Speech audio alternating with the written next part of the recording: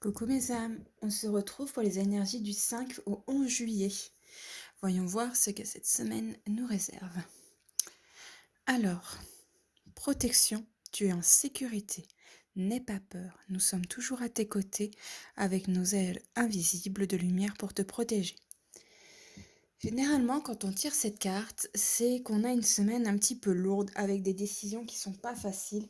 C'est une semaine où on a du mal un petit peu à sortir la tête de l'eau en général. C'est des énergies de ce type-là, qui risquent d'arriver, mais en même temps, c'est pas insurmontable.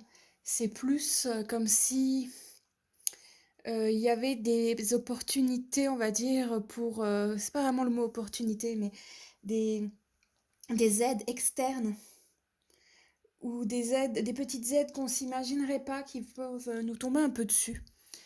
Et ça nous aidera et nous ira à aller un peu mieux, sachant qu'il risque d'avoir des petits moments un peu compliqués dans cette semaine. Alors voyons voir en complément ce qu'on nous dit. Alors, votre engagement est mis à l'épreuve, premier quartier. Paroxysme de la passion en vue, pleine lune en bélier. Les conclusions sont à portée de main, éclipse de pleine lune. Alors, comme je vous l'avais dit, c'est une semaine qui va être un peu compliquée, c'est ce qu'on nous dit. En plus, premier quartier, ça veut dire que c'est le début de plein de petites embrouilles, de plein de petits obstacles qui risquent d'être possibles dans pas mal de projets, peut-être même amoureuses.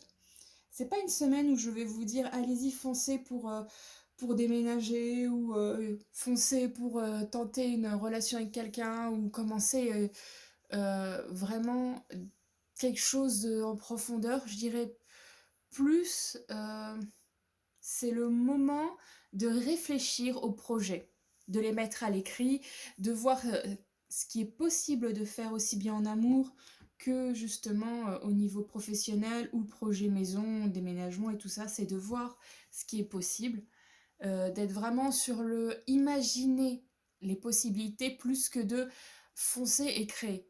Voilà, en tout cas, parce qu'avec cette carte-là, on nous dit parle bien de ça, et pleine lune, en plus en bélier, généralement c'est une pleine lune qui te dit de foncer, mais avec la première, c'est plutôt, c'est bien de l'imaginer. Imaginez-la vraiment à fond, soyez dans l'imagination totale.